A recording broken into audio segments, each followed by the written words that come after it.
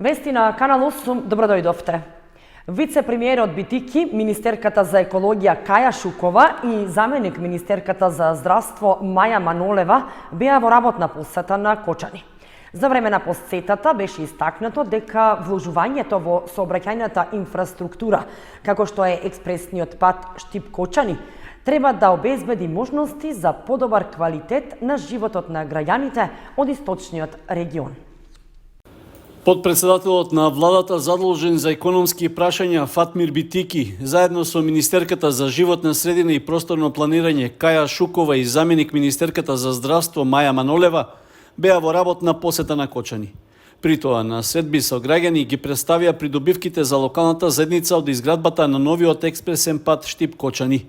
Во рамки на посетата беа представени и мерки за финансиска поддршка на инвестициите што ги прават компаниите, што заедно со изградбата на брзите сообраќајници носат придобивки за економскиот напредок и просперитет за државата преку транспортот на луѓе и стоки, истакна вице-премиерот Битики. Овие брзи сообраќајници не само што ги поврзуваат градовите и регионите, туку и носат мноштво придобивки за економскиот напредок и просперитет на државата преку транспорт на луѓе и стоки. Со овој модерен експресен пат создадовме услови за безбедно патување на луѓето до саканите дестинации. Придобивките на експресниот пат Штип-Кочани најдобро ги чувствуваат компаниите од источниот плански регион, на кои им овозможевме брз транспорт на нивните стоки, но истовремено финансиски ги поддржуваме преку Законот за финансиска поддршка на инвестиции за нивна поголема конкурентност на странските пазари, со што придонесуваме и за регионален развој. Од почетокот на законот, заклучно со 2022 година, само во источниот регион имаме исплатено над 630 милиони денари по Законот за финансиска поддршка на инвестиции за 3,7 милиарди денари инвестиции на 89 компании. А само во текомната 2023 имаме склучено нови 44 договори. Инвестициите во сообраќајната инфраструктура помагаат во заштитата на животната средина, како во подобреното движење на возилата за управување со отпадот, така и генерално во управувањето со природата, нагласи министерката за екологија Каја Шукова. Колку имаме подобро движење, толку имаме и подобри услови за да ја заштитиме животната средина. И во делот на управувањето со отпад, меѓутоа секако и во делот на управувањето со природа. Бидејќи, како што знаете, во овој дел, во источниот дел на државата, прогласивме во изминатите неколку години две нови заштитени подрачја. Осоговското подрачје и Малешевското подрачје. И секако подобрената патна инфраструктура дава можности за екотуризам во овој дел на државата, бидејќи тие заштитени подрачја треба да ги негуваме, меѓутоа треба да бидат дестинација секако за туристите од државата, но и туристите надвор од државата. Со изградбата на современата патна мрежа, особено во источниот регион, ќе се помогне и во подобрувањето на здравствената заштита на населението, преку побрзо и навремено добивање на медицинските услуги во здравствените центри, истакна заменик министерката за здравство Маја Манолева. Кога станува збор за нашите граѓани, пациентите, знаете дека секоја минута кај итните случаи е важна и токму од тие причини овој експресен пат на кој што денеска сме присутни ни овозможува многу побрза комуникација за нашите граѓани, за нашите пациенти, посебно за итните случаи, да со многу поголема брзина и многу посоодветно бидат транспортирани кон соодветниот центар, дали е тоа клиничката болница во Штип или кон клиниките во Скопје. Освен тоа, ваквите патишта овозможуваат и поголема безбедност во патувањето на нашите граѓани, што секако ја намалува потребата, можноста од евентуални сообраќајни незгоди во тек на патување, но истовремено значи секако и многу полесна комуникација и стигнување на нашите граѓани кога имаат потреба кон соодветните центри, здравствени установи во нашата држава. Во рамки на посетата на Кочанскиот регион, вице-премиерот Битики оствари средба со представници на бизнис секторот, а заменик министерката Манолева ја посети општата болница со проширена дејност во Кочани. Заменик министерката за здравство Маја Манолева оствари работна посета на општата болница во Кочани, при што направи увид во работењето. Беше изразено задоволство од преземените активности за подобрување на здравствените услуги за граѓаните. Заменик министерката за здравство Маја Манолева направи увид во работењето на општата болница со проширена дејност во Кочани. При тоа констатираше дека се реализирани низа активности за подобрување на просторните, техничките и кадровските капацитети, што се преземени во изминатиот период во болницата. Со тоа, за граѓаните и пациентите од регионот се унапредува нивото и квалитетот на добивање на здравствените услуги. Во оваа болница во изминатите 6 години вработени се 70 луѓе со решенија на неопределено работно време, најголем дел од нив медицински персонал, здравствени работници, но исто така и други вработени од помошно-технички персонал и административни службеници.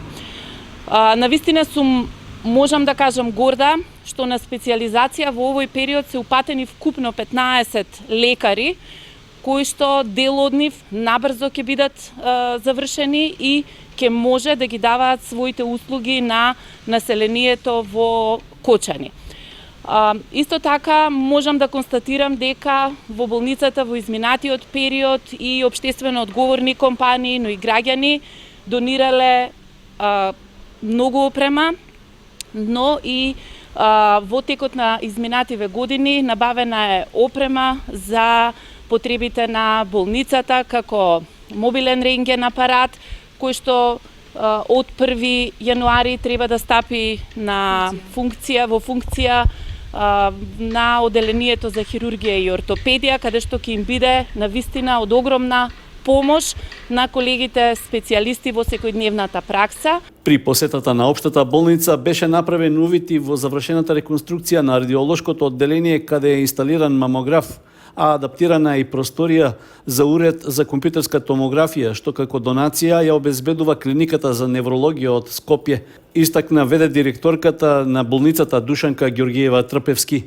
Нашата болница има обезбедено од своји лични средства, благодарност до Министерството, до фондот и до клиниката за неврологија за компјутерската томографија која што треба да стигне во наредните денови. Обезбеден е просторот, нормално кој ќе се донесе, треба да си помине одредена процедура, но за кратко време ќе го пуштиме во употреба за да биде за граѓаните на овој регион. И самите знаете дека Кочани покрива голем регион. Берово, Делчева, Каменица и така натака. Покриени сме со рентген специјалисти од Штип, кои што довеѓаат втора смена. Тоа веќе се знае меѓу народот дека ни помагат на нашата една докторка, со која што истите очекуваме соработка во 2024 година.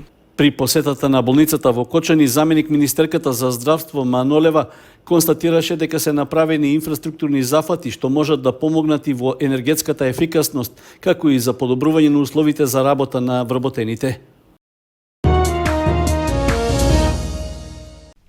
Во Основното училиште Никола Карев е опремена ресурсна соба за учениците со посебни образовни потреби. Директорот Андов потенцираше дека целта е да се улесни учењето на лицата со потешкоти во развојот. Во Основното училиште Никола Карев е опремена ресурсна соба со различни реквизити кои нудат стимулација на лицата со посебни образовни потреби. Просторијата претходно се користела како остава, а сега веќе е опремена и адаптирана за учениците со потешкоти во развојот. Директорот Александар Андов потенцираше дека ресурсната соба е од големо значење и дека целта е да се олесни учењето и целиот воспитен образовен процес на учениците со посебни образовни потреби. Ја опремивме благодарение на донација од Отворете ги прозорците преку фондацијата на Пешталоци за деца со посебни потреби или деца со инклузија, но исто така додадовме средства од настанот кој што го организираме во училишната спортска сала овде во Никола Карев, заедно со дечињата кои што работат во сабота, со насловот кој што го крстиме, час по физичка активност, и од родителите и учениците на од нашето училиште. Сите средства собрани ги вложиме овде во оваа просторија, се со цел да возможиме што подобри услови за тие ученици, да се вклучат во целиот воспитно образовен процес, како што се вклучени сите други ученици. Оние кои што имаат потреба да го користат оваа просторија, се надевам дека ќе ги помогне во натамошниот развој кој што ќе го каде што ќе ги биде потребно во целиот општествен живот и во иднина и сега за самиот образовен процес. Андов посочи дека во училиштето имаат и лиценциран дефектолог кој ќе работи со дечињата и на тој начин ќе се придонесе за зголемување на инклузијата во општеството. 350 планинари и рекреативци викендов ги искачија вравовите Туртел и Црквиште. Поводот е денот на планината. Патеката беше од лесна категорија и наменета за сите рекреативци и планинари почетници. Над 350 планинари и рекреативци викендов ги искачија вравовите Туртел и Црквиште. Повод за искачувањето е Меѓународниот ден на планината. Маршот беше во организација на Федерацијата на планинарски спортови на Македонија и техничката организација на Друштвото за планинарски спортови Лисец од Штип. Патеката беше во должина од 14 километри и лесна и погодна за почетници и искусни планинари. Акцијата беше изведена во зимски услови со стартна точка од местото викано Билборди, а се движеа по широк земјен пат. Попатно планинарите ја посетија и новата црква Свети Спиридон. По завршувањето на планинарскиот марш беше организирана и планинарска дружба во планинарскиот дом Вртешка. Потоа беа доделени и признанија и благодарници. За особен придонес во афирмација на планинарството признание доби Тошо Антов, председателот на планинарско-спортскиот клуб Осогово од Кочани. Федерацијата на планинарски спортови на Македонија додели 2 признанија за животно дело Даре Джамбас на планинарите Мијалчо Божинов и Реджеп Абдију. Благодарница беше доделена и на планинарско-спортскиот клуб Кожув од Гевгелија за реализација на инклузивни планинарски маршеви. Планинарската акција се реализираше во рамки на одбележувањето на Меѓународниот ден на планината 11 декември.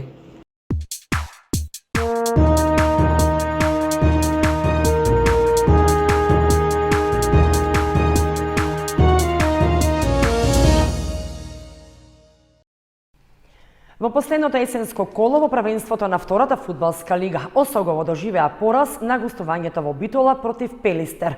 Со тоа остана во опасната зона на дното на табелата и на пролет ќе мора да се бори за опстанок во лигата.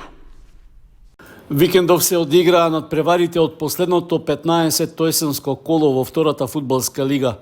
Осогово остана со празни раце од гостувањето во Битола, каде се сретна со фаворитот Пелистер. Загуби со резултат 2:1, иако не беше без шанси да направи изненадување, особено што нашите фудбалери први дојдоа во водство.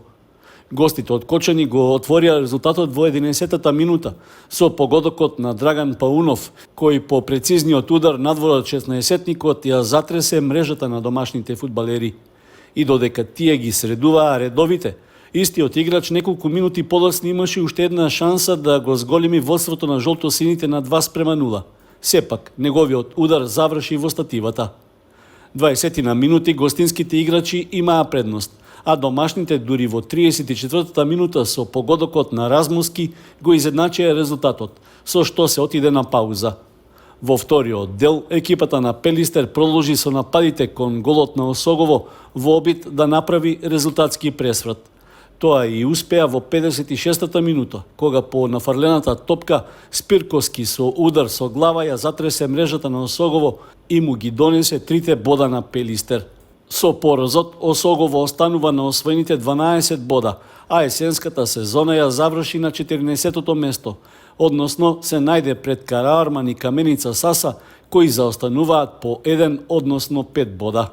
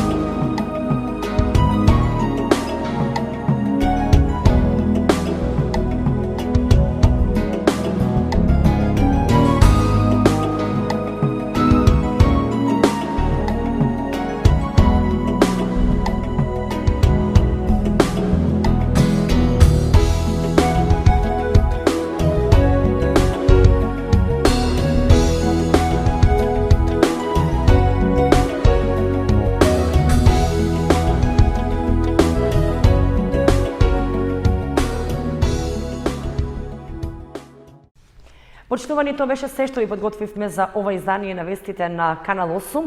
Следете не и на нашата веб страница kanal8.mk. Довидување.